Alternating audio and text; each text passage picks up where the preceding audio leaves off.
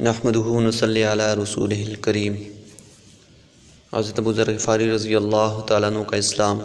حضرت ابو ذر غفاری رضی اللہ تعالیٰ عنہ مشہور صحابی ہیں جو بعد میں بڑے زاہدوں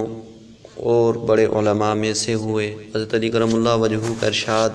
ہے کہ حضرت ابو ذر رضی اللہ تعالیٰ عنہ ایسے علم کو حاصل کیے ہوئے ہیں جس سے لوگ عاجز ہیں، مگر انہوں نے اس کو محفوظ کر رکھا ہے۔ جب ان کو حضور اقدس صلی اللہ علیہ وسلم کی نبوت کی پہل خبر پہنچی تو انہوں نے اپنے بھائی کو حالات کی تحقیق کے واسطے مکہ بھیجا کہ جو شخص یہ دعویٰ کرتا ہے کہ میرے پاس وحی آتی ہے اور آسمانوں کی خبریں آتی ہیں،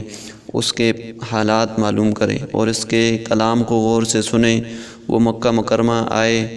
اور حالات معلوم کرنے کے بعد اپنے بھائی سے جا کر کہا کہ میں نے ان کو اچھی عادتوں اور عمدہ اخلاق کا حکم کرتے دیکھا اور ایک ایسا کلام سنا جو نہ شعر ہے نہ کاہنوں کا کلام ہے۔ ابو ذر رضی اللہ تعالیٰ عنہ کی اس مجمل بات سے تشفی نہ ہوئی تو خود سامان سفر کیا اور مکہ پہنچے اور سیدھے مسجد حرام میں گئے۔ حضور صلی اللہ علیہ وسلم کو پہچانتے نہیں تھے اور کسی سے پوچھنا مصلحت کے خلاف سمجھا۔ شام تک اسی حال میں رہے۔ شام کو حضرت علی کرم اللہ وجہہ نے دیکھا کہ ایک پردیسی مسافر ہے۔ مسافروں کی، غریبوں کی، پردیسیوں کی خبر گیری، ان حضرات کی ضرورتوں کا پورا کرنا ان حضرات کی گٹی میں پڑا ہوا تھا، اس لیے ان کو اپنے گھر لے آئے، میزبانی فرمائی، لیکن اس کے پوچھنے کی کچھ ضرورت نہ سمجھی کہ کون ہو، کیوں آئے۔ مسافر نے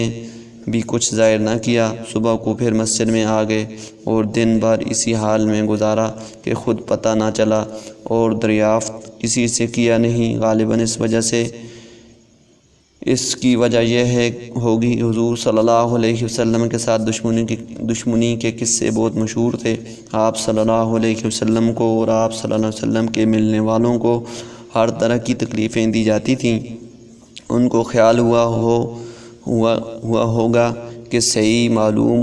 نہیں ہوگا اور بدگمانی کی وجہ سے مفت کی تکلیف علیحدہ رہی۔ دوسرے دن شام کو بھی حضرت علی کرم اللہ وجہہ کو خیال ہوا کہ پردیسی مسافر ہے، بظاہر کسی غرض کے لیے آیا ہے، وہ پوری نہیں ہوئی، اس لیے اپنے گھر لے گئے اور رات کو کھلایا سلایا، مگر پوچھنے کی اس رات میں بھی نوبت نہ آئی۔ تیسری رات کو پھر یہی صورت ہوئی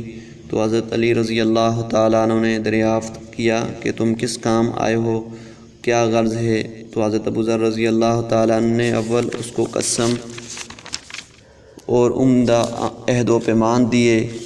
اس بات کے کہ وہ صحیح بتائیں، اس کے بعد اپنی غرض بتلائی۔ حضرت علی رضی اللہ تعالیٰ عنہ نے فرمایا کہ وہ بے شک اللہ کے رسول صلی اللہ علیہ وسلم ہیں، اور صبح کو جب میں جاؤں تو تم میرے ساتھ چلنا، میں وہاں تک پہنچا دوں گا، لیکن مخالفت کا زور ہے، اس لیے راستہ میں اگر مجھے کوئی شخص ایسا ملا جس سے میرے ساتھ چلنے کی وجہ سے تم پر کوئی اندیشہ ہو تو میں پیشاب کرنے لگوں گا یا اپنا جوتا درست کرنے لگوں گا، تم سیدھے چلے چلنا، میرے ساتھ ٹھہرنا نہیں، جس کی وجہ سے تمہارا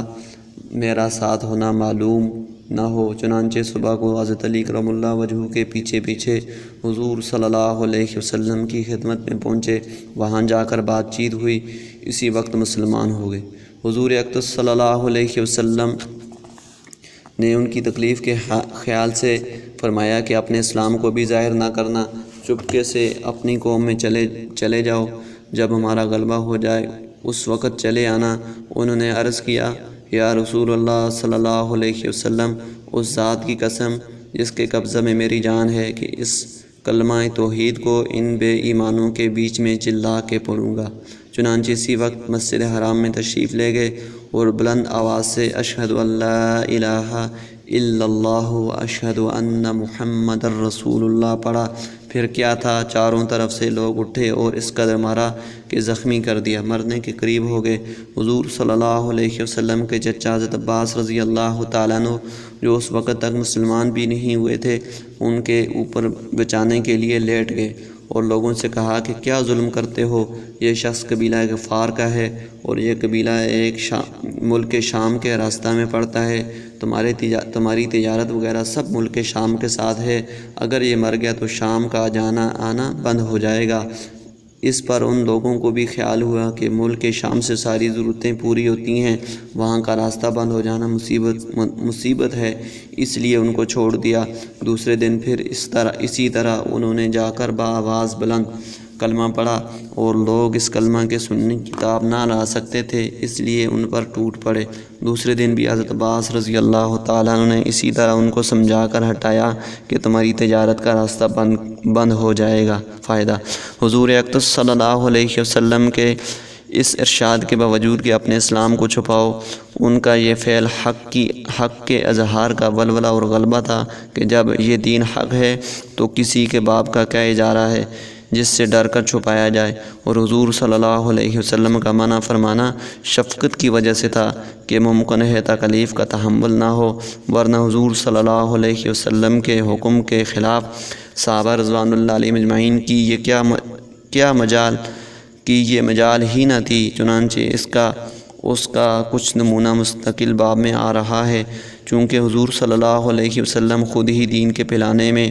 ہر قسم کی تکلیفیں برداشت فرما رہے تھے، اس لیے حضرت ابو ذر رضی اللہ تعالیٰ عنہ نے سہولت پر عمل کے بجائے حضور صلی اللہ علیہ وسلم کے اتباع کو ترجیح دی۔ یہی ایک چیز تھی کہ جس کی وجہ سے ہر قسم کی ترقی دینی و دنیاوی صحابہ اکرام رضوان اللہ علیہم اجمعین کے قدم چوم رہی تھی، اور ہر میدان ان کے قبضہ میں تھا کہ جو شخص بھی ایک مرتبہ کلمہ شہادت پڑھ کر اسلام کے جھنڈے کے نیچے آ جاتا تھا،